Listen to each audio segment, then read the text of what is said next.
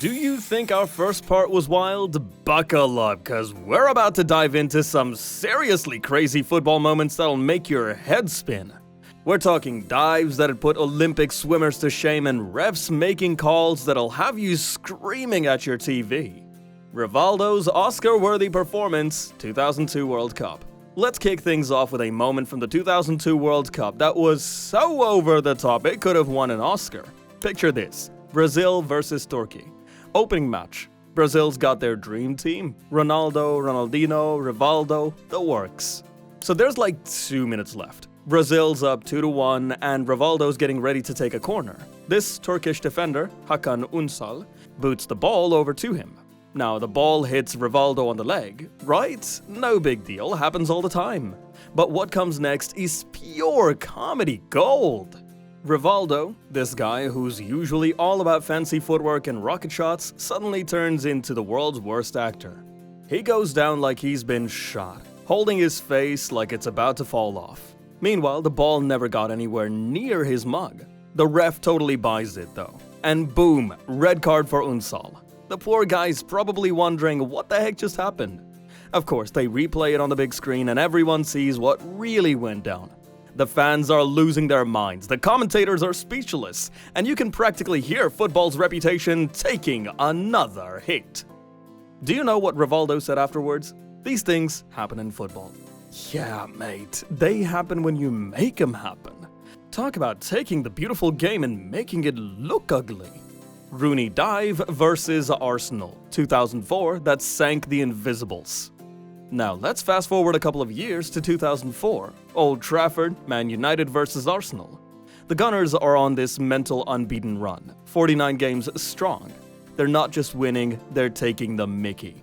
In comes Wayne Rooney, still a teenager, face like a baby but cunning as a fox. He charges into the Arsenal box, and Sol Campbell, well, he tried to take the ball off Rooney's feet, but realizing he won't get to the ball, pulls out of the tackle without making any contact. Rooney goes down faster than a house of cards in a hurricane. The ref points to the spot, Van Nistelrooy scores, and later Rooney adds another. United won 2-0, and Arsenal's unbeaten run is history. Was it a dive, clever play? It's like arguing over whether pineapple belongs on pizza. Everyone has an opinion and thinks they're right. The fallout was mental. Arsenal fans were fuming, United fans were gloating, and the rest of us were just enjoying the chaos. Jurgen Klinsmann, dive versus Argentina, 1990 World Cup. Rewind to 1990. World Cup final, West Germany versus Argentina. The tension's so thick you could cut it with a butter knife. Jurgen Klinsmann is a great striker and an even better actor, apparently. He has this little run-in with Argentina's Pedro Monzon. There is a tussle for the ball inside the area and there is nothing major going on. Just two committed players trying to win a duel until Klinsmann. He goes down like he's been hit by a tank. He's rolling, he's clutching, he's probably considering calling his mom to say goodbye. The ref, clearly moved by this Shakespearean tragedy unfolding before him, sends Monzon off. First red card in a World Cup final, by the way. Germany win 1-0. Get their third World Cup. Years later, Klinsmann looks back on it with a sheepish grin. But at the time, it cast a shadow on Klinsmann, and he gained a reputation of diving after that incident. The Chelsea versus Barcelona debacle. Second leg, UEFA Champions League 2009.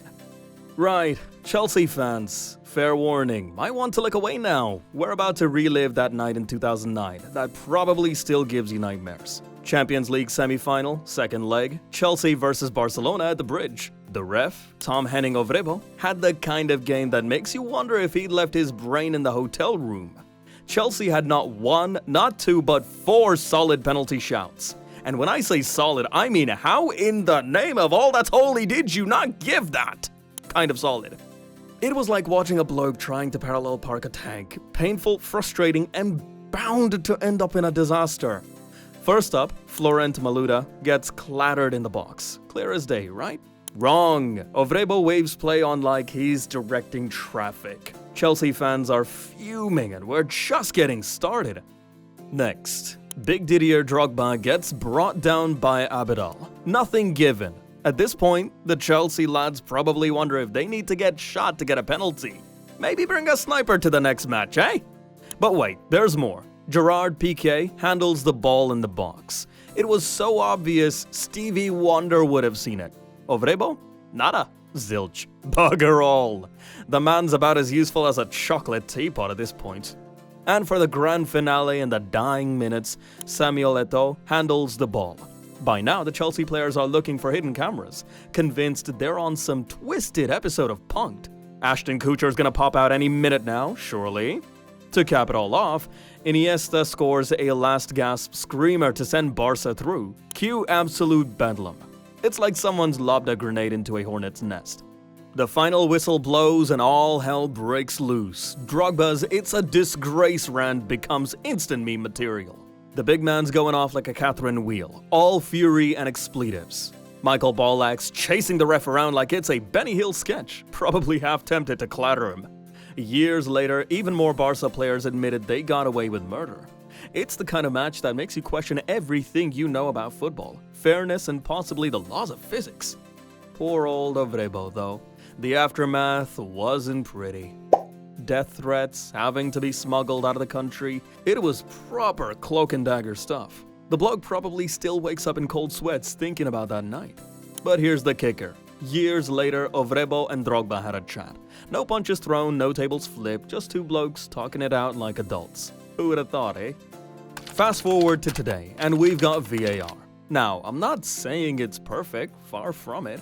Sometimes watching a VAR decision is like watching paint dry, only less exciting.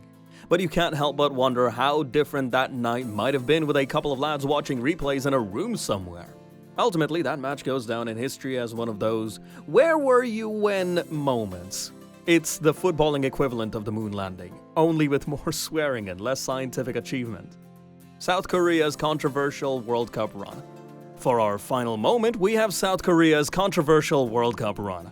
Okay, picture this. It's the 2002 World Cup, right? South Korea and Japan are hosting. Home advantage is one thing. But what went down was something else entirely. South Korea's run to the semis should have been this epic underdog story, yeah? Instead, it became more controversial than anything you could have heard in the world of football. Let's start with their match against Italy. The ref, this Byron Moreno fella, had the kind of game that makes you wonder if he'd been hitting the sauce before kickoff. He's out there waving off a perfectly good Italian goal, sending Totti off for a dive that never happened. And then Korea's winning goal comes after a string of calls so dodgy they'd make a dodgy politician look honest. But wait, there's more. The quarterfinal against Spain? Somehow it's even nuttier. 2 Spanish goals just poof, gone. For reasons that made sense to the refs in some parallel universe. It was like watching David Copperfield, except instead of making the Statue of Liberty disappear, it was legit goals vanishing into thin air. The aftermath? Total chaos. Italian and Spanish fans were out for blood. Neutral fans were scratching their heads wondering what the hell they just watched. And the South Korean fans, to be honest, they were probably just happy to be along for the ride. It's the kind of thing that makes you realize life's way weirder than any movie. If you tried to pitch this as a script, they'd tell you to dial it back because it's too far-fetched. But nope, this actually happened. Football, eh? You couldn't make it up if you tried.